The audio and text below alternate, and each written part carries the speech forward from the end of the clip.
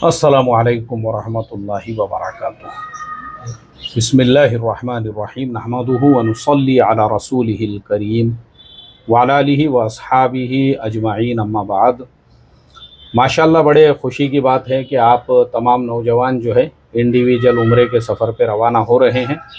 और ज़रूरी है ये रवाना होने से पहले कुछ ज़रूरी बातें और कुछ अहम चीज़ें, ताकि आपका उम्रा जो है वो ख़राब ना हो और यहाँ से पूरी तैयारी के साथ में आप लोग उम्रे के सफ़र पे रवाना हो।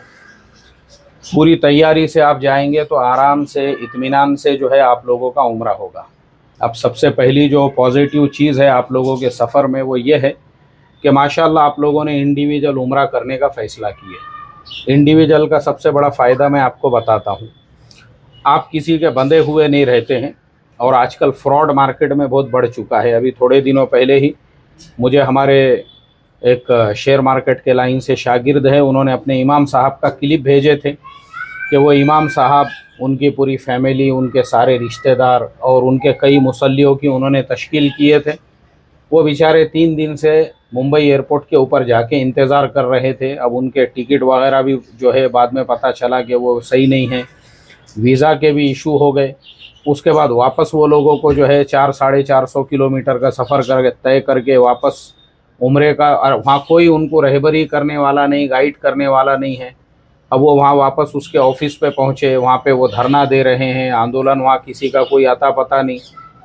8 दिन के बाद में पता चला कि भाई फिर वो टूर का जो ऑपरेटर था या मालिक था वो आया, और फिर क्या उनके मसले मसाइल थे। ये तो अच्छा हुआ कि 8 दिन बाद वो कम से कम आया, वरना अक्सर केसेस ऐसे होते हैं कि कोई नामो निशान भी बाकी नहीं रहता, बाद में वो ऑफिस ही बंद हो जाता है। ऐसे कई केसेस होते हैं। और अक्सर ये भी होता, हमारे इंडिया के जो है बेचारे भोले भाले सीधे साधे लोग रहते, गांव खेड़े देहातों के, ज़िंदगी में उन्होंने बम्बई देखा हुआ नहीं रहता, पूना उनको नहीं मालूम रहती। बहुत से उनमें से ऐसे रहते पहली बार वो लिफ्ट में बैठते, बहुत सारे ऐसे रहते जिन्होंने ज़िंदगी में पहली बार 10 फ्लोर 12 फ्लोर की बिल्डिंग के अंदर कदम रखा हुआ होता है। उनको पता ही नहीं रहता ये बिल्डिंगों में कैसे रहते, क्या रहते। उसमें भी फ्रॉड ये होता है कि बहुत सारी ऐसी सस्ते की बिल्डिंगें ख़रीदी जाती है, 12 फ्लोर पे आपको रहने का है और लिफ्ट बंद हो गई आपकी, इंटरनेट बंद पड़ा हुआ है। अब अपन आईटी के काम लाइन के लोग हैं, काम करने वाले लोग हैं, कभी कभी अपने को इमीडिएटली कोई ईमेल का रिप्लाई देना है, मोबाइल में इंटरनेट नहीं है, वो बिल्डिंग में ही इंटरनेट नहीं है। तो ये बहुत सारी दिक्कतें कब आती है, जब हम इस तरीके से सस्ते टूर, सस्ते ऑपरेटर्स वगैरह के चक्करों में पड़ के सफ़र करते हैं। इसीलिए मैंने ये मिशन शुरू किया था आज से कुछ साल पहले, और मैं खुद इस तरह से 2 मरतबा सफ़र करके आ चुका हूँ। भाई इंडिविजुअल, खुद का वीज़ा लो, खुद का टिकट। अब तुम लोगों ने टिकट बुक की है, तुम अपने एतबार से माशाल्लाह पहले रियाद जा रहे हो, वहाँ पे आपको जो 2-4 दिन रहने का है, रहो आराम से, कोई दिक्कत नहीं है, आपको कोई तकलीफ़ नहीं होती एयरपोर्ट के ऊपर। आपके पास प्रॉपर वीज़ा है तो रियाद में आज एयरपोर्ट से मेट्रो शुरू हो चुकी है, और अल बतहा जो है वो अपना पूरा इंडियन लोगों का एरिया है। वहाँ पे आपको, अब वहाँ तो आपका रहने का हो गया इंतज़ाम। आजकल का ज़माना एयरबीएनबी का है, booking.com पे, trip.com पे, अगोडा पे आप अपनी होटल दुनिया में कहीं पे भी बुक कर सकते हो। अब रियाद में तुम तुम्हारे हिसाब से रहो, वहाँ रहने के बाद तुमको जिससे मुलाकात करना है, तुम्हारे रिश्तेदार वगैरह जो कुछ भी है, अब वहाँ से तुम फारिग हो गए। अब रियाद में भी ऐसा है, जगह जगह पे वहाँ पे भी मेट्रो है, वहाँ पे भी जो है टैक्सी आपको मिल जाएंगी। और वहाँ का जो बस स्टैंड है, वहाँ के बस टर्मिनल से बस स्टैंड के बाहर ही, जैसे हमारे यहाँ पे बस स्टैंडों के बाहर ट्रैवल और टैक्सी वाले खड़े हुए रहते, सेम वहाँ पे आपको Mecca Mecca Mecca, Medina Medina Medina 50 riyal, 60 riyal, 70 riyal में वो आप लोगों को पहुँचाएंगे। और वहाँ के रोड ऐसे हैं, उसमें आप किसी भी गाड़ी में सफ़र करोगे आपको जो है तकलीफ़, मतलब आपको जो है वहाँ पे ये नहीं होगा, थकावट नहीं होगी, आराम से इत्मीनान से आपका पूरा सफ़र हो जाएगा। तो अब जब रियाद से आप लोग उम्रे के लिए निकलोगे तो वहाँ पे अब माशाल्लाह मक्का मदीने में भी आपकी होटलें वगैरह बुक है। और अब देखो, वहाँ पे जब आप रियाद से निकलोगे ना, तो आपको एहराम जो बांधना है, तो आप पहले मक्का जाएंगे। तो मक्का आने से पहले खुद जो जिस टैक्सी में या जिसके साथ में भी आप जाओगे, तो वो खुद आपको जो है ना, जहाँ से आपको, यानी मीक़ात जहाँ से शुरू होती है वो ख़ुद वहाँ पे बस रोकते हैं। उस मीक़ात के वहाँ पे जो है पूरा आपके लिए इंतज़ाम होता है, नहाने का, धोने का, और वहाँ पे जो है आप पूरा गुस्ल वग़ैरह करके एहराम वहाँ से बांध सकते हो। एक तरतीब तो ये है, और दूसरी तरतीब ये है कि आप रियाद से ही एहराम बांध के जा सकते हो, लेकिन ये मैं आपको मशवरा नहीं दूंगा। वजह यह है कि रियाद जो है वो सऊदी अरबिया के नॉर्थ में है, और वो एरिया में बहुत सर्दी पड़ती है, और अभी तुम जो जा रहे दिसंबर के टाइम पे वहाँ पे सर्दी बहुत शिद्दत की होती है। तो इसके लिए अपना स्वेटर जैकेट साथ में ज़रूर ले लेना, और पूरे अपने कपड़ों के साथ में वहाँ पे पहुँचो। अब जब मक्कतुल मुकर्रमा से पहले जहाँ मीक़ात के अंदर आपको एहराम बांधने के लिए जब वो रोकेंगे, वहाँ पे आप एहराम बांध सकते हो। तो वहाँ से जब अपना एहराम बांध लिए, एहराम बांधने के बाद में 2 रकात नमाज़ पढ़ने के बाद आपको नियत करना है। जब आपने एहराम की नियत कर लिए, उसके बाद अब कुछ चीज़ें याद रखो। एहराम का कपड़ा आप अपने सर पे नहीं डाल सकते, तो टोपी नहीं पहन सकते, वहाँ से फिर टोपी निकाल के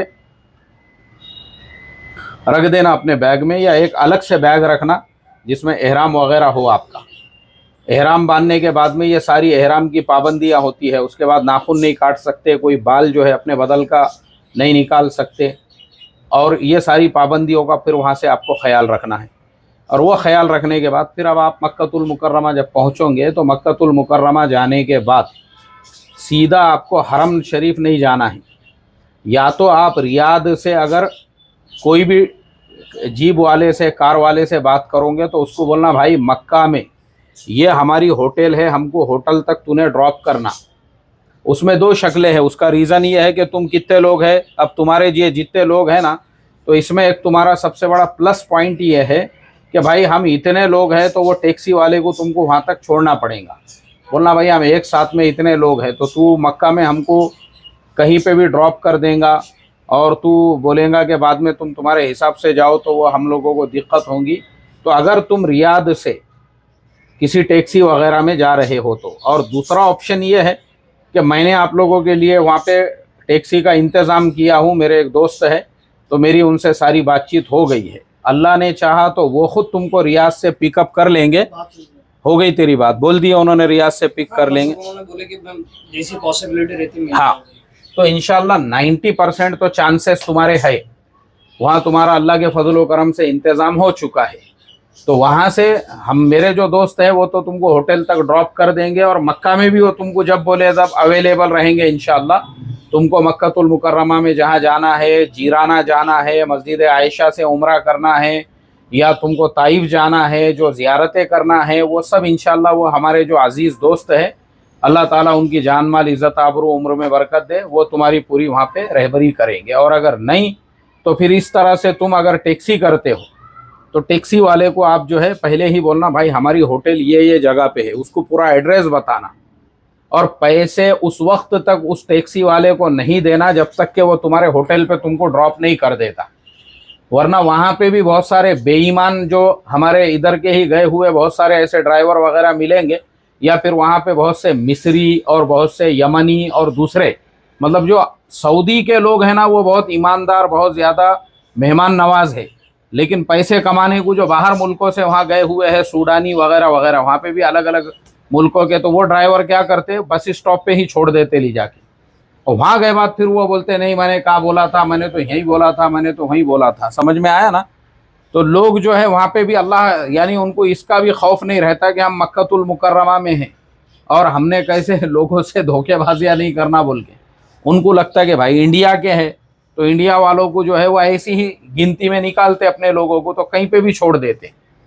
मगर अपन ने वैसा नहीं करने का, पूरा होटल के एड्रेस पे ले जाके वहाँ पे ड्रॉप करेंगे। होटल में जाने का पहले, होटल में जाने के बाद अपना जो है सामान वगैरह बराबर रख के, और अगर तुमको थकावट हो गई, सफ़र में तुम्हारी नींद वगैरह नहीं हुई, तो होटल में जाके सो जाओ पहले, वहाँ पे आराम कर लेना वहाँ पे। और आराम वगैरह तुम्हारा पूरा इत्मीनान से जब हो गया वहाँ पे मुकम्मल, वो आराम वगैरह सब कुछ होने के बाद जब तुम्हारे तबीयत में बशाशत रहेंगी, फिर उम्रे के लिए निकलना। नहीं तो प्रॉब्लम ऐसा होता, अक्सर लोग जो है वो जोश में, जज्बात में रहते, वो बोलते कितने भी थके हुए रहे तो चलो चलेंगे उम्रे को, फिर बाद में वहाँ उनको रास्ते में चक्कर आ जाते, तबीयत ख़राब हो जाती, बीमार हो जाते बहुत सारे लोग अपने इधर के गए हुए ख़ास तौर पे। क्योंकि देखो वहाँ अभी हज के मौके पे खुद कम से कम 60 से 70 इंडियन लोग जो है ना, इसी तरीके से, किसी को शुगर की बीमारी है बराबर से गोलियां लेकर नहीं गए यहाँ से, किसी को ब्लड प्रेशर की, क्योंकि वहाँ पे भी जो टीम काम करती है, हमारे मौलाना हैं कर्नाटका के, मैं इंशाल्लाह उनका भी नंबर दूंगा तुम लोगों को, वो भी तुम्हारी मक्कतुल मुकर्रमा में वो पूरी रहबरी करेंगे। तो वो मौलाना बेचारे वो ऐसे हाजियों की खिदमत भी उनकी पूरी टीम करती वहाँ पे, तो उन्होंने खुद बताया मुझे कि इस तरीके से तो गड़बड़ वहाँ बिल्कुल नहीं करने का। और सर्दी रहेंगी वहाँ पे शिद्दत की ये दिनों में, तो फिर क्या करने का, आराम से इत्मीनान से होटल में पहले चले जाओ, आराम करो, वहाँ नींद वगैरह तुम्हारी पूरी हो जाएंगी मुकम्मल। उसके बाद फिर आराम से इत्मीनान से या 2-4 घंटे आराम करके फिर अब तुम्हारे ऊपर है, एहराम की हालत में भी तुम पानी अपने बदन पे डालकर ले सकते हो, अगर तुमको गुस्ल करना है तो उसमें कोई हर्ज नहीं है, सिर्फ पानी डाल के लेना है गर्म पानी से, तो कोई मसला नहीं है, कर सकते। लेकिन अगर तुमको नहीं करना है कोई बात नहीं है, जो एहराम है जिस हालत में है तुम निकल जाओ अपना हरम शरीफ के लिए। अब हरम में जो है पहले ऐसा था कि भाई पहले जो है हम खुद लोगों को जब गाइड करते थे, रहबरी करते थे, और मेरे खुद कई वीडियोस आपको मिल जाएंगे, उसके अंदर हम लोगों को ये बोलते थे कि भाई बाबू सलाम से दाखिल होना सुन्नत है। लेकिन अब वो सब चीज़ें बाकी नहीं रही। उसका रीज़न ये है कि उन्होंने जो है, क्योंकि लोग बहुत ज़्यादा वहाँ पे पहुँच रहे हैं, तो खुद सऊदी गवर्नमेंट ने अभी फ़िलहाल पाबंदी लगा दी कि ऐसे जो पेशेंट्स वगैरह है जो चल नहीं सकते, फिर नहीं सकते, उनके दवाएं वगैरह रहती, ऐसी बहुत से बीमार और 12 साल से कम उम्र के जो बच्चे हैं उनको मत लेकर आओ बोले। तो इसके लिए अब क्या है कि वहाँ उन्होंने इतने हुजूम रश की वजह से एक ही गेट रखा हुआ है एंट्री के लिए, जाने के लिए। तो अब जहाँ से भी उन्होंने तुम्हारे लिए एंट्री रखी हुई है, बाबू अब्दुल अजीज़ से या जहाँ से भी उन्होंने रखी है ना, जिस गेट से भी अब तुम लोग अंदर दाखिल होंगे, तो जैसे ही तुम्हारी काबतुल्लाह के ऊपर नज़र पड़े तो अल्लाह ताला से वहाँ खड़े रह के तुमको जो दुआएं करने का है दुआएं करो। और दुआएं करने के बाद अब जब तुम जो है मताफ में दाखिल होंगे, जो नीचे का बैतुल्लाह के चारों तरफ का जो है, जो पूरा का पूरा हिस्सा है, उसको मताफ कहते हैं। तो इसलिए खड़े भी रहेंगे दुआओं के लिए, क्योंकि आदमी के अंदर जो है पहली मर्तबा वो जाता काबतुल्लाह पे नज़र पड़ने के बाद जो उसकी कैफियत रहती, जो उसकी हालत रहती ना, तो उसमें ये नहीं है कि हमारी वजह से दूसरे पीछे से आने वालों को तकलीफ़ हो, तो साइड में खड़े रहने का। और मताफ में जब तुम चले जाओगे तो मताफ के अंदर दाखिल होने के बाद अब जब तुम्हारा जो, क्योंकि अब तुम हालत है तुमको उम्रा पूरा करना है, तो जब तुम तवाफ़ शुरू करेंगे तो तुमको हजर अस्वद की सीदान से आना है। तो उसकी तरतीब ये है कि जहाँ तुम हजर अस्वद के सीदान से आओगे तो नीचे एक पट्टी बनी हुई है और राइट साइड में वहाँ पे हरे कलर के ट्यूबलाइट जलते रहते, वहाँ आना है। अफजल तो ये है कि तुम हजर अस्वद का जो है इस्तेलाम करो, यानी उसको बोसा दो। और अगर मान लो तुम बोसा नहीं दे सकते तो उसका इस्तकबाल कहते हैं, दोनों हाथ उसकी तरफ करना और चेहरा सिर्फ ऐसा करना, अपना सीना नहीं करना हजर अस्वद की तरफ, बल्कि सिर्फ अपना जो चेहरा है ना वो करना है। और वो करने के बाद में फिर अपने दोनों हाथों को जो है इस तरह से आपको जो है इस्तकबाल करना है, बोसा दे के हजर अस्वद की तरफ इशारा करके, और फिर वहाँ से आपका जो है तवाफ़ शुरू होगा। अब ये जो आपका तवाफ़ है तो इसमें आपको इस्तेबा भी करना है। इस्तेबा का मतलब ये है कि ये जो चादर है आपकी, आप ऐसी चादर को जो लेंगे ना तो आपको नीचे से लेना है। तो इसके लिए आपकी जो चादर है वो आपकी इस तरह से आके आपके बाएं कांधे के ऊपर रहेंगी और आपका जो दायां कांधा है ये खुला हुआ रहेगा। ये आपको याद रखना है वहाँ जाने के बाद में, तो आपको वो समझ में आ जाएगा। तो इस तरीके से आपको अपना कांधा खुला हुआ रखना है वहाँ पे। सर पे भी आपके कुछ नहीं रहेगा, कपड़ा वगैरह नहीं डाल सकते आप हालत एहराम में। और फिर उसके बाद जो आपके शुरू के जो चक्कर है, तो शुरू के जो 3 चक्कर है उसके अंदर आपको करना है रमल। तो आपके ये जो दोनों पंजे हैं ना उसके ऊपर पैर होना चाहिए, थोड़ा ऐसा उठा वो सुन्नत है उस तरीके से। तो 3 चक्कर जब आपके वैसे हो गए, यानी आपने तवाफ़ का पूरा एक चक्कर पूरा कर लिए, और वो होने के बाद फिर वापस से जब आप हजर अस्वद के पास में आओगे तो दोबारा से हजर अस्वद की तरफ जो है अपना सर करके दोनों हाथ करके ऐसा बोसा देंगे। तो ये एक चक्कर हो गया तुम्हारा। फिर ऐसे ही दूसरा, तीसरा, अब ये 3 चक्कर में जब आपने रमल कर लिए, अब उसके बाद नॉर्मली अपना जो है आपको करना है। अब यहाँ एक चीज़ याद रखो, अब क्या होता है, यानी 7 आपके चक्कर पूरे हो जाएंगे। तो अब जब ये चक्करों में एक चीज़ याद रखना, हजर अस्वद के फ़ौरन बाद जब काबतुल्लाह का जो दरवाज़ा है बाबुल काबा, उसकी तरफ जब तुम आगे बढ़ोगे ना, तो वहाँ वो उतना पोषण ऐसा है कि वहाँ बहुत ज़्यादा, हद से ज़्यादा जो है ना वहाँ पे भीड़ होती है। अब तुम जवान लोग हैं तो इसके लिए बेहतर मेरा मशवरा तुमको यही है कि काबतुल्लाह के बिल्कुल करीब से तुम लोग कोशिश मत करो तवाफ़ करने की, क्योंकि वहाँ बहुत ज़्यादा ऐसा चेंगरा चेंगरी ऐसा दबा देते लोग, और बहुत सारे लोग जो अफ्रीका के और दूसरे तरफ के रहते ना, तो उनके पैर लगते अपने को पीछे से, या अपना पैर उनको लगता, मतलब वो उसमें फिर बाज़ औक़ात ऐसा हो जाता कि उसके अंदर जो है बहुत सारे लोग ज़ख्मी भी हो जाते, उसके अंदर बहुत सारों का दम घुट जाता, उसके अंदर ऐसे मैयता खींच के निकालते वहाँ से कभी कभी। तो इसके लिए आराम से इत्मीनान से अपने को सारे अरकान अगर करना है तो एकदम कोना पकड़ने का, दूर का, मतलब तुमको टाइम लगेगा तवाफ़ में, थोड़ा लेट होगा, मगर कुछ प्रॉब्लम नहीं है उसके अंदर। मगर कहाँ से करेंगे तुम? दूर से करने का, दूर से। और जो 7 तवाफ़ तुमको अगर याद रखने का है, पहला चक्कर, दूसरा, तीसरा मेरा कौन सा है, तो पहला जब चक्कर रहेगा तुम्हारा, यानी पहला जब तुम जो है ना यानी जब तुम तवाफ़ शुरू कर दोगे तो पहले में जो है तुमको अल्लाह तबारक व ताला की हम्दो सना बयान करना है। यानी आप जब उसके अंदर जो है दुआ करोगे तो अल्लाह तबारक व ताला की हम्दो सना, अल्लाह की तारीफ़, इस तरह से। और दूसरा जब शुरू करेंगे तो उसमें अल्लाह के नबी सल्लल्लाहु अलैहि वसल्लम पे दुरूद और सलाम, पूरे चक्कर में दुरूद और सलाम पढ़ेंगे तुम। तो कितने हो गए तुम्हारे? 2 हो गए। तीसरे में जो है सहाबा इकराम के लिए दुआएं, और उनके ऊपर जो है दुरूद और सलाम पढ़ो, अल्लाह के नबी सल्लल्लाहु अलैहि वसल्लम के सहाबा पर भी, जैसे हम उमूमन पढ़ते ना, सल्लल्लाहु ताला अला खैरि खल्क़िही मुहम्मदिन व अला आलिही व अस्हाबिही अजमईन। हो गए तुम्हारा, तीसरा हो गया। चौथे में अल्लाह के नबी सल्लल्लाहु अलैहि वसल्लम के आल पर, व आलिही मतलब हुजूर के जितने भी आल के लोग थे उनका भी नाम लेकर जो है उनके ऊपर भी दुरूद और सलाम पढ़ना है। हो गए 4 चक्कर। उसके बाद जब 5वां तुम करेंगे तो उसमें फिर दुआ करो अपने खुद के लिए। किसके लिए दुआ करेंगे? अपने खुद के लिए दुआ करो, और अपने कारोबार, अपने यानी अपनी आपको जो भी मांगना है, अपने जिस लाइन से भी तुमको दुआएं करना है, ये करेंगे तुम 5वें चक्कर में। और उसके बाद में जब तुम छठा जो चक्कर है तुम्हारा, उसके अंदर, वालेकुम अस्सलाम रहमतुल्लाह, आ जाए इधर बैठ जाए यहाँ पे। हाँ, अब जब छठा चक्कर जब तुम शुरू करोगे तो वो छठे चक्कर के अंदर ये छोटा स्टूल है, देखो ले ले तेरे को बैठने के लिए। छठा जब चक्कर करोगे तो 5वें में किसके लिए दुआ की है तुमने? खुद के लिए की है, ठीक है।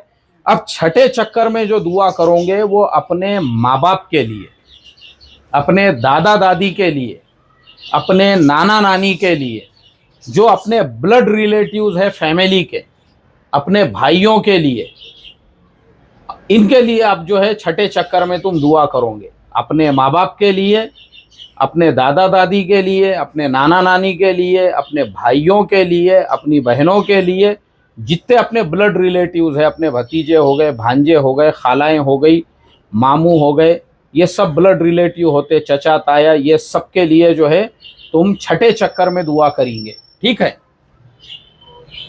अब जो 7वां तुम्हारा चक्कर रहेगा उसको शौत कहते हैं अरबी में। क्या कहते हैं?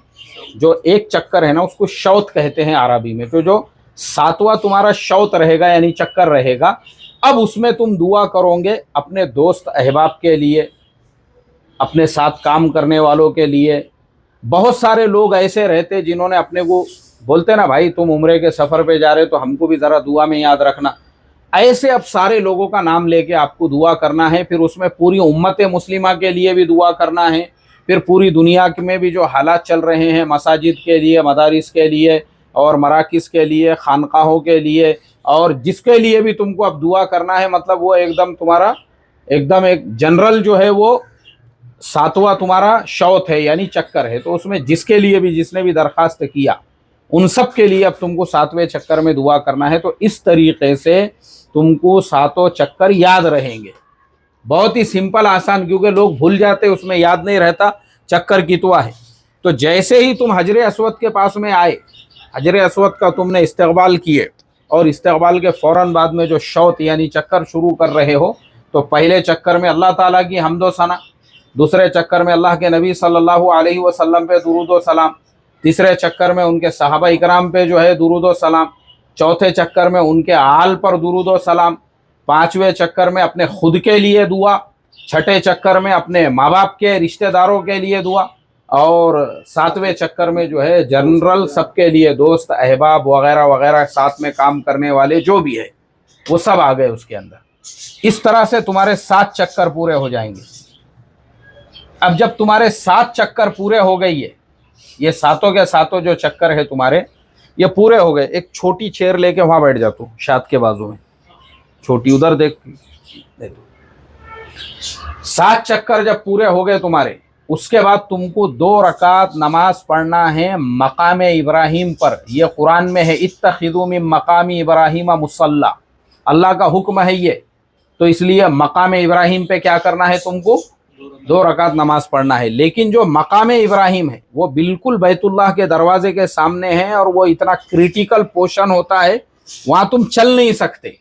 तो मकाम इब्राहिम पे नमाज क्या पढ़ेंगे? अब बहुत सारे लोग वहाँ पे, ऐसा आप समझो 4 दोस्त है तो 3 ऐसे खड़े रह जाते, अब एक ऐसा गड़बड़ में मुंडिया पटक रहा, वहीं नमाज पढ़ रहा। ये हरकतें अपने को नहीं करने का, ये एकदम जो है लोगों को तकलीफ पहुंचाने वाला अमल है। फिर नमाज कहाँ पढ़ेंगे तुम? तो नमाज के लिए उन्होंने स्पेशल जगह रखी हुई है मकाम इब्राहिम के पीछे, यानी मताफ के अंदर ही, वो जो पूरा हिस्सा है ना वहीं पे, लेकिन थोड़ा सा पीछे हट जाएंगे जहाँ पब्लिक अब कम हो गई समझो तवाफ वालों की, और वहाँ खुला खुला हिस्सा है, वहाँ पे आराम से इत्मीनान से जो है तुम 2-2 रकात नमाज पढ़ेंगे मकाम इब्राहिम पर। अब मकाम इब्राहिम पर जब तुम्हारी नमाज हो गई, तो मकाम इब्राहिम, अब तुमने ये जो है, जो तुम उम्रे का जो तुम्हारे जितने भी उम्रे के अरकान हैं, अब उसमें से तुमने ये दूसरा रुकन पूरा कर दिए। अब उसके बाद तुम जाओगे जमजम का पानी पीने के लिए। अब ये उसके बाद का सुन्नत अमल है, 2 रकात नमाज पढ़ने के बाद, और जितना तुम पी सकते हो जमजम का पानी, जितना तुम पी सकते हो उतना पानी तुमको पीना है। जमजम का पानी अब पी लिया तुमने, थोड़ा सा राहत हो गई तुमको। वो होने के बाद अब वहीं पे सफ़ा मरवा है। अब तुम सफ़ा पहाड़ के पास जाओगे तो उन्होंने थोड़ा सा हिस्सा उसका बाकी रखे हुआ है, और सफ़ा पहाड़ भी है, और वहाँ थोड़ा ऐसा खड़े रहने का मतलब ऐसा चढ़ान के जैसा भी रखे हुआ है थोड़ा सा, वहाँ चढ़ के बैतुल्लाह की तरफ चेहरा करके थोड़ी सी दुआ कर लेने का। और उसके बाद ये जो कुरान की आयत है, इन्ना सफ़ा वल मरवता मिन शाइरिल्लाह, ये पढ़ने के बाद बिस्मिल्लाहिर्रहमानिर्रहीम बिस्मिल्लाहिर्रहमानिर्रहीम पढ़ के, और अल्लाह के नबी सल्लल्लाहु अलैहि वसल्लम पे दुरूद और सलाम पढ़ के, फिर तुमको जो है सफ़ा के पास से पहली सई शुरू करना है। अब जब तुम पहली सही सफ़ा से शुरू करोगे, यानी वो सफ़ा से शुरू करोगे, तो दरमियान में जो है ना हरे रंग के वहाँ पे ट्यूबलाइट लगे हुए हैं। तो अब ये सफ़ा वाला अमल क्यों करते हैं हम?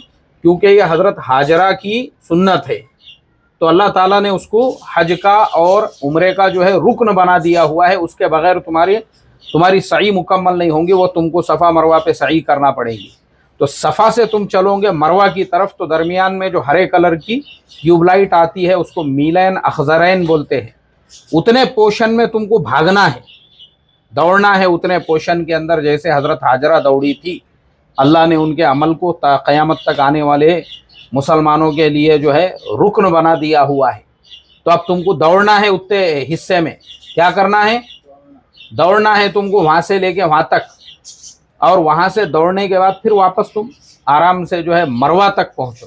तो अब ये तुम्हारी एक सई मुकम्मल हो गई सफ़ा से मरवा तक। अब मरवा से तुम ऐसा वापस सफ़ा की तरफ दौड़ोगे, और वैसे ही मीलैन अखज़रैन पे तुमको दौड़ना है, यानी सही करना है, आराम से नॉर्मली चलते हुए करो। अब तुम वहाँ आ गए मीलैन अगज़रैन पे, फिर तुम दौड़े वहाँ से, और दौड़ने के बाद में जो है फिर वहाँ से तुमको जो है वहाँ से फिर तुम्हारी वापस सफ़ा तक तुम पहुँच गए। तो अब ये तुम्हारी दूसरी सही हो गई। तो ये याद रखो, लोगों को पता नहीं रहता, लोग क्या करते, सफ़ा से निकल के मरवा फिर सफ़ा पे आते और वो समझते कि अब हमारा एक जो है पूरा हुआ, जैसे तवाफ़ का है हजर अस्वद टू हजर अस्वद। तो लोगों को लगता है ये भी ऐसा ही है, इसमें ऐसा नहीं है। सफ़ा से मरवा एक और मरवा से सफ़ा दो, इस तरह से तुम्हारी सही पूरी होंगी। फिर ऐसे ही तुमको जो है पूरी सही मुकम्मल करना है। सही मुकम्मल हो गई, उसके बाद में देखो बहुत सारे लोग वहाँ 2 रकात नमाज पढ़ने के लिए हुजूम करते, मगर वो लोग पढ़ने नहीं देते, क्योंकि वहाँ ज़बरदस्ती का लोग हुजूम करते हैं। है अगर गुंजाइश तो ठीक, नहीं तो कोई ज़रूरत नहीं है, हाथ उठाओ दुआ करो। क्या करेंगे, काबतुल्लाह की तरफ, और दुआ वगैरह हो गई। उसके बाद फिर जो है तुमको बैतुल्लाह का यानी मताफ से तुमको बाहर निकलना है। तो जो 1 नंबर गेट है, या फिर अब जो उन्होंने निकलने और अंदर जाने के लिए रास्ते अलग अलग बनाए हैं, तो जो बाहर निकलने का रास्ता है वहाँ से तुम बाहर निकलो। और वहाँ से जब बाहर निकलोगे ना, तो सामने वो जो टावर वाली बिल्डिंग है, यानी जो मक्का टावर जहाँ पे है घड़ी लगी हुई, वो बिल्डिंग के अंदर तुमको जाना है, पहले नहीं तो दूसरे फ्लोर के ऊपर। और वहाँ जाने के बाद वहाँ पे बहुत सारे बार्बर बैठे हुए रहते हैं, हलक बनाने वाले। मतलब वहाँ पे बहुत से एजेंट भी खड़े हुए रहते। वो एजेंट बोलेंगे चलो चलो तुमको हम जो है आपका सर मुंडाना है, तो बार्बर के पास ले जाते, वो लेते उसके 10 रियाल। कितने लेते, 10। जबकि बार्बर लेता खाली 5 रियाल। तो डायरेक्ट बार्बर की दुकान पे जाना है अपने को, बीच में जो है कमीशन एजेंट की ज़रूरत नहीं है, उनका वही धंधा है। ये बेचारे हमारे पड़ोस मुल्कों के गौर गरीब लोग जो है ना, ख़ास तौर पे वो ये काम करते हैं, क्योंकि उनके मुल्क में रोज़गार वगैरह नहीं है। तो वो 3 महीने का उम्रे का वीज़ा लेके आते और उनका यही काम रहता। उनको दिन में से जो है ऐसे 20 से 25 लोग भी मिल गए, तो उसमें उनके रोज़ाना के 100 रियाल हो जाते, महीने भर के 3-4 हज़ार रियाल हो जाते। तो 3,000 रियाल उनके मुल्क के हिसाब से 1-1.5 लाख रुपये हो जाते उनके। कोई उनको हींग लगे ना फिटकरी, कोई काम नहीं है, बस वहाँ खड़े खड़े, ना गड्ढे खोदना है ना कोई मेहनत का काम, बस वहाँ पे खड़े हुए हैं और खड़े खड़े लोगों की बस ऐसी तश्कील करने का है कि भाई अब वहाँ तो लोग नए आते रहते। अब जैसा तुम पहली बार जा रहे हो, वैसे वहाँ पे हज़ारों लोग जो है पहली बार आते, उनमें से उनको 31 भी मिल गए रोज़ाना के, तो माशाल्लाह उनके 150 रियाल पक्के हो गए। उसके अंदर खाना वगैरह तो फुकट में बढ़ते रहता वहाँ पे। तो इस तरह से वो बेचारे यही करते, उनका यही काम है, क्योंकि उनके वहाँ पे काम धंधे है नहीं, तो ये उनके लिए एक आमदनी का ज़रिया हो जाता। 3 महीने में ऐसे वो 10-15 हज़ार रियाल जो है ऐसे ही कमा लेते। 10-15 रियाल बोले तो उनके लिए कम से कम वो वहाँ के 10 लाख रुपये से ऊपर हो गए। तो वो इसके लिए बेचारे, तो अपन ने जो है अगर अपने को उनकी मदद ही करना है, तो एक 5 रियाल उनको वैसे ही सदका बोल के दे देने का, नहीं तो अपन ने डायरेक्ट दुकान पे जाने का। नहीं तो मेरे पास में कार्ड होगा वो दुकान वाले का, वो बेचारे ने मुझे दिया था, बोले भाईजान आप अगली बारी को जब भी आएंगे ये डायरेक्ट अपनी दुकान पे आने का, एजेंट के ज़रिए से नहीं आने का। सिर्फ 5 रियाल लेते, यानी पूरा फ्लोर है, पूरे फ्लोर पे खाली बार्बरों की दुकानें हैं।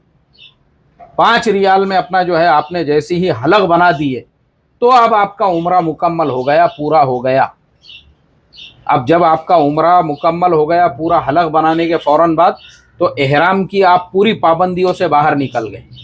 अब उसके बाद में फिर उसी बिल्डिंग में मक्का टावर में ही वहाँ पे खाने पीने के छोटे मोटे रेस्टोरेंट भी बने हुए हैं, वो तुम्हारे ऊपर है। उसी के अंदर फिर जो है अलबैग भी है, तुमको खाना है तो 17 रियाल में उनका एक पूरा पैकेज आता है, जिसके अंदर जो है 10 नगेट्स और एक पेप्सी का गिलास, और उसके साथ में जो है बहुत सारी चीज़ें देते हैं वो खाने को, पाव वाव क्या क्या। तो एक आदमी उसके अंदर आराम से इत्मीनान से, मैं समझता 2 लोग पेट भर के खा सकते।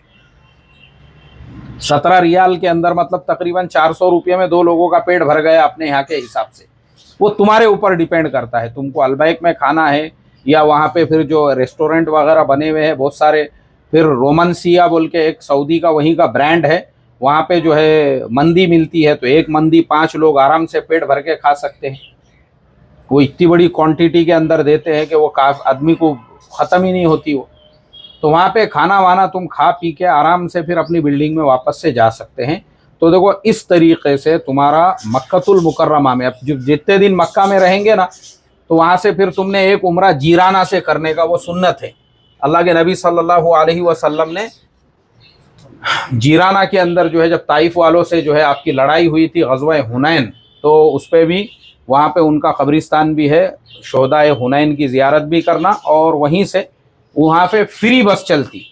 अब वो तुम्हारे ऊपर है, तुम 5-6 लोग हैं तो तुम टैक्सी भी कर सकते, और नहीं तो फ्री बस चलती। वहाँ पे हरम के सामने से ही बस स्टैंड है, वहाँ से मस्जिद जो है मस्जिद जीराना जाओ, वहाँ से उम्रा करो। फिर मस्जिद आयशा को भी फ्री बस चलती, या बाज़ बस वाले 2-2 रियाल लेते, उसमें कोई प्रॉब्लम नहीं है, 2 रियाल दो, वहाँ तक जाओ, और जाने के बाद में जो है वहाँ से भी तुम रोज़ाना तुम उम्रा कर सकते हैं, ऐसा नफल उम्रा।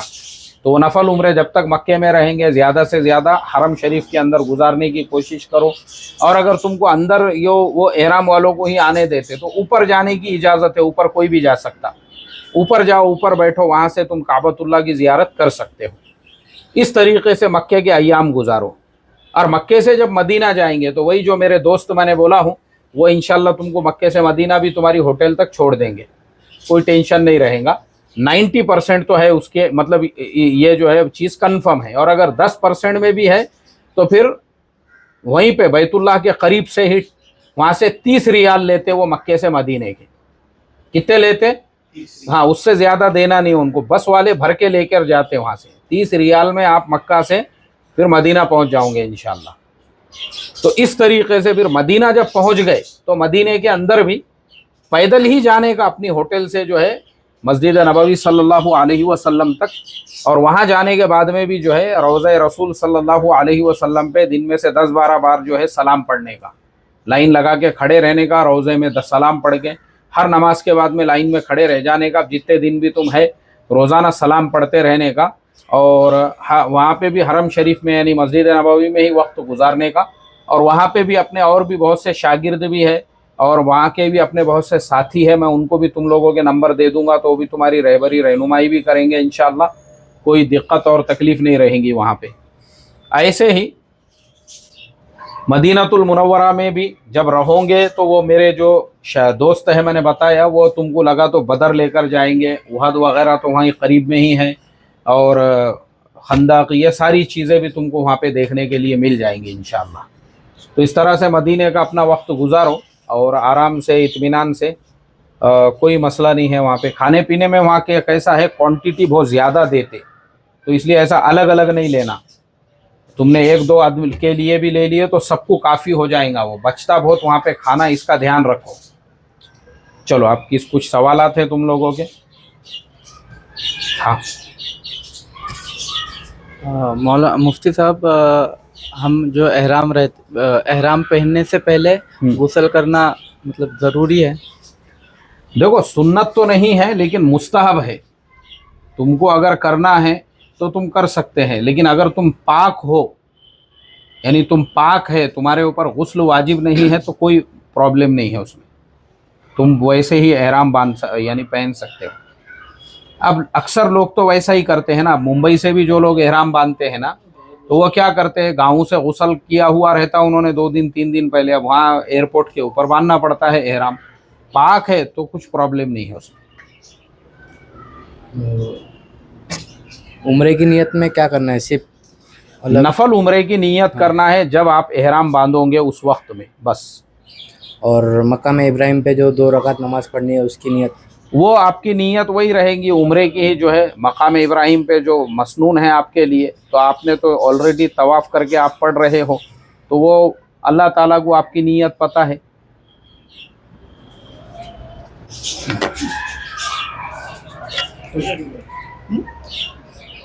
हाँ, मुझसे ये पूछना था कि तवाफ करते वक्त बात कर सकते, जैसे कुछ पूछना हो गया? हाँ, कुछ तवाफ करते वक्त बात कर सकते, एक दूसरे को मसले मसाइल पूछ सकते, एक दूसरे से जो है कोई मसला नहीं है उसमें। तवाफ बोले तो वो कोई नमाज नहीं है कि जिसके अंदर आपने एक बार नियत बांध ली है तो आप बात नहीं कर सकते। और तवाफ पूरा होने के बाद जहाँ पे पूरा होगा वहीं पे ही दुआ करनी है? नहीं, जब तवाफ आपका पूरा हो गया ना, आपका तवाफ तो पूरा होगा हजरे अस्वद के पास, उसके बाद थोड़ा सा चल के आप हजरे अस्वद से आगे बैतुल्लाह का जो दरवाज़ा है उसके सामने आ जाओ, यानी मकाम इब्राहिम वहीं पे है, पीछे थोड़ा जाके वहाँ पे नमाज पढ़ लो और फिर दुआ करो। मतलब लोग करते हैं फौरन वहीं पे खड़े रह के करते हैं, कुछ बैतुल्लाह का पर्दा पकड़ने की कोशिश करते हैं, इसमें लोगों को तकलीफ पहुंचाना होता है। और हदीस में बड़े सख्ती के साथ में सब चीज़ों को मना किया गया, क्योंकि उस ज़माने में भी लोग ऐसा करते थे। तो वो सब अपने को नहीं करना है। अपन काबतुल्लाह के ऑलरेडी सामने है तो थोड़ा सा पीछे हट जाने का, और फिर वहाँ खड़े रह के तुम 2 रकात जो है मकाम इब्राहिम पे पढ़ लो, उसके बाद जितनी दुआ करने का करो। और ये पूछना था, सफ़ा मरवा से एक चक्कर एक बार जाना और एक बार आना, बस इतना ही? तुम सफ़ा से मरवा चले गए, 1 हो गया, और मरवा से सफ़ा आ गए, 2 हो गए, बस 2। बस। तो इस तरह से 7 मरतबा करना है तुमको। 7। सफ़ा से मरवा 1, मरवा से सफ़ा 2, फिर वापस जो है सफ़ा से मरवा जाना है 3, फिर मरवा से सफ़ा आना है 4, फिर जाना है 5, 6, और तुम्हारा तवाफ वो यानी सही पूरी होंगी मरवा पे, 7वीं जो सही है आपकी। और आखिरी सवाल ये था कि हलक करते वक्त पूरा बाल निकालना है कि थोड़े बाल भी कटवा सकते? देखो उसमें दोनों चीज़ें हैं। अगर आप कसर करना चाहते हैं, कसर कहते हैं बाल के काटने को, ऐसा है तो कसर भी कर सकते हैं, और हलक बनाना है तो हलक भी बना सकते हैं। मुफ्ती साहब, अगर पहले उम्रा के बाद अगर हम हलक करते हैं तो फिर दूसरा उम्रा तो पॉसिबल नहीं होगा ना करना? नहीं नहीं, वैसा कुछ नहीं, वो सर पे जो है ये घुमा देते वो लोग उस तरह। फिर सेकंड टाइम जब हम करेंगे, हाँ, तो फिर तो उतने बाल रहेंगे नहीं कि सेकंड टाइम? तो वो जो फॉर्मेलिटीज रहती वो पूरी कर लेते वो लोग। हाँ, हल्का सा तुमको ब्लेड पूरे सर पे घुमा देते वो लोग। और दूसरा सवाल ये है आपसे कि आपने जैसे कहा कि जो हजरे अस्वद है वहाँ से शुरू करेंगे बोसा लेके, और एक चक्कर होने के बाद फिर से उसको उसका जो बोसा लेना है या तो फिर उसको ये करना है, तो ये इस्तिकबाल, तो ये 7 बार करना है? हाँ, 7 मरतबा करना है, ये याद रखो। देखो इसीलिए मैंने क्वेश्चन आंसर का भी सेशन रहने दिया कि भाई किसी को कुछ इश्काल है तो पूछो। तो देखो वो 7 मरतबा करना है, इसीलिए तो तुमको याद रहेगा ना। वो पहली मरतबा किए अल्लाह की हम्दो सना करके, फिर जब तुम वापस वहाँ पहुँचे, यानी वो जो हरे ट्यूबलाइट के सीधान से और नीचे भी हरी पट्टी रहती, अब जब दूसरी मरतबा कर रहे हो तुम हजरे अस्वद का इस्तिकबाल, तो उसके बाद फिर दुरूद व सलाम शुरू करना है। तो अब तुमको खुद याद रहेगा कि मैं अब दुरूद व सलाम पढ़ रहा हूँ, तो ये दूसरा चक्कर है। इस तरह से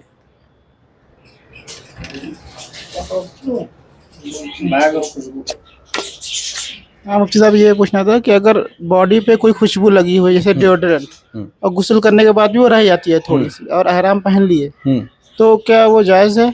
नहीं, उससे कुछ प्रॉब्लम नहीं है।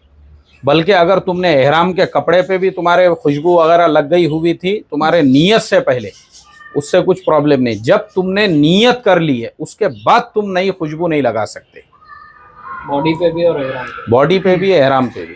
और एहराम की हालत में क्या क्या मतलब पाबंदियां है, क्या क्या हमें ध्यान रखना है? रिस्ट्रिक्शन यही है कि लड़ाई झगड़े नहीं करने का, गंदे अल्फाज अपनी जुबान से नहीं निकालने का, ये सब सारी चीज़ों की पाबंदी है। वरना अपने इंडिया के जो लोग जाते हैं ना, मैं हज के लिए गया था तो मेरे साथ में बम्बई के भी लोग थे, कुछ मतलब अलग अलग स्टेट्स के लोग थे मेरे साथ में, और वो जो बस थी हमारी, हम लोग जिद्दा एयरपोर्ट के ऊपर बहुत देर बैठे हुए थे, और उसके बाद हमारी बस आ गई।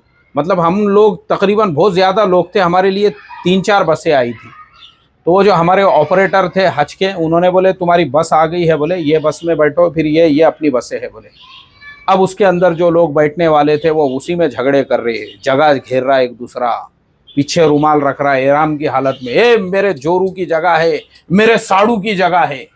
अब तीसरा बैठ गया वहाँ पे, वो बोलता नहीं मैं पहले आके बैठा, ये बोलता तेरी माँ का ऐसा तेरे बाप का वैसा। ये मैंने मेरी कानों से जिद्दा के अंदर हमारे इंडिया के जो कटोरे, अब लोगों को बुरा लगेगा मैं कटोरे, भिखारी, जंगली, जाहिल, जरगड़ जो बोलता हूँ ना, वहीं झगड़े कर रहे वो। साले चल बोले बम्बई को तेको देखता मैं। दूसरा बोलता हाँ मेरे को भी मालूम है तू वो फुलाना एरिया, अब जैसे बम्बई में बहुत सारे एरिया है ना, कुर्ला, बांद्रा, मुमरा, तू वहाँ का है ना, तेरे को मैं ही देखता बोले। वहीं झगड़े कर रहे, वो उसको ढकेल रहा, ये इसको ढकेल रहा, वो उसको कोनी मार रहा बाजू में, ये इसको कोनिया मार रहा। तो ये जो झोपड़पट्टीपन है ना, ये वहां पे नहीं करने का। एहराम में है ना, तुम एक दूसरे को रिस्पेक्ट दो, इज्जत करो। प्लेन में झगड़े कर रहे, ये ऐसी टांग रख के भाई, ये कुर्सी मेरी, ये मेरी जगह है, दूसरी बीच में की, यानी दोनों तरफ में आना नहीं किसने, ऐसा ऐसा ये सब लोग जो है ये कर रहे हैं वहां पे। तो ये जो हरकतें हैं ना, ये नहीं करने का। एयर होस्टेस से झगड़े कर रहे, उसका सुन रहे नहीं, और खाने के वास्ते में जो है वो कुछ लेके आ रही, पानी वगैरह बांटने के लिए, कब्जा हमला उसके ऊपर, ये कुर्सी पे से दो चार, वही एहराम बांध के। मतलब वो जो बेचारी अगर मुसलमान है तो उसको तो मालूम रहेंगी, मुसलमानों की फितरत ऐसी रहती बोल के, मगर अगर वो नॉन मुस्लिम्स है तो उनके ऊपर क्या इंप्रेशन पड़ेगा कि देखो ये लोग धर्म के काम के लिए जा रहे तो भी सुधरे नहीं, वहां पे जाने के मतलब जो रास्ते से भी जा रहे तो ये वैसी पानी के लिए झगड़े कर रहे, ये खींचम तान कर रहा, वो बोल रहा मुझे ये होना, दूसरा बोल रहा मुझे वो होना। तो ये सब एहराम में नहीं करने का।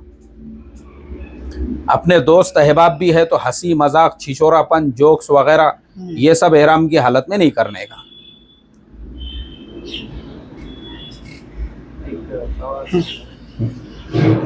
अब जैसे एहराम बांधते हैं हम, तो हमें डर है कि वो खुल ना जाए, क्योंकि अंदर तो कुछ नहीं पहन सकते हैं। तो उसके ऊपर जो बेल्ट लगा सकते, वो आता ना बेल्ट, नहीं लेदर का बेल्ट लगा, नहीं लेदर का नहीं, उसका एक अलग से बेल्ट आता एहराम का। और वो भी मैं तुमको ऐसा तरीका बता दूंगा, वो एक बार तुमने बांधे तो कुछ नहीं होता एहराम को। हाँ, वो एक तरीका रहता उसका, एकदम मजबूत ऐसा बांधे जाता एहराम, उसके बाद तो वो कोई दिक्कत ही नहीं उसमें। बेल्ट वगैरह किसको, बुढ़े लोग है, बुजुर्ग लोग है, जिनको एहराम बांधना नहीं आता, वो उनके लिए सामान रखने का। हाँ, वो जो बोल रहा ना मैं, वैसा बेल्ट, बैग वाला बेल्ट वो लगा सकते तुम, वो बेल्ट लगा सकते। एक्चुअली मैं वही लेदर का पूछ रहा था कि इसके लिए वो बेल्ट यूज कर सकते, वो स्पेशल एहराम का ही रहता, उसमें तुम्हारे डॉक्यूमेंट्स वगैरह, मोबाइल वगैरह रख सकते।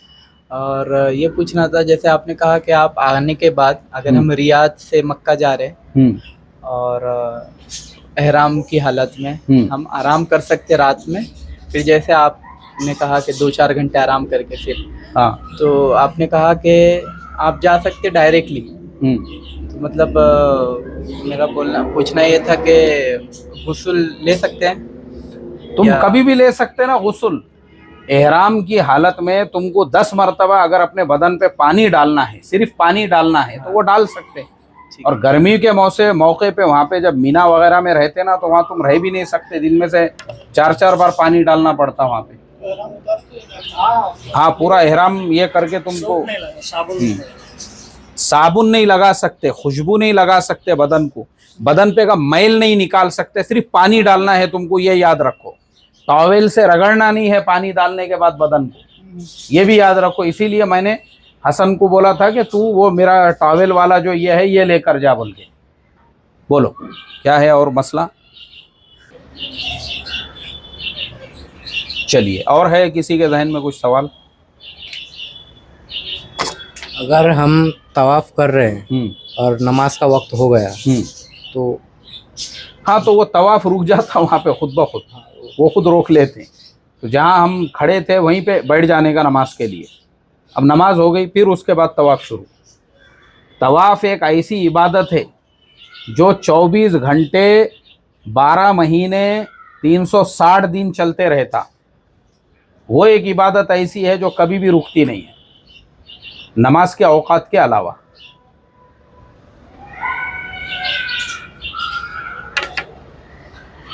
ठीक है, फिर सारे सवालों के जवाब हो गए। चलिए अब खाने के लिए बैठते हैं।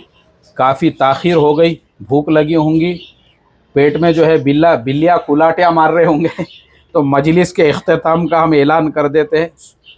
सुभान अल्लाहि व बिहम्दिही, सुभानक अल्लाहुम्मा व बिहम्दिका, नशहदु अल्ला इलाहा इल्ला अंता, नस्तगफिरुका व नतूबु इलैक। सुभान रब्बिका रब्बिल इज़्ज़ति अम्मा यसिफून व सलामुन अलल मुरसलीन वल्हम्दुलिल्लाहि रब्बिल आलमीन।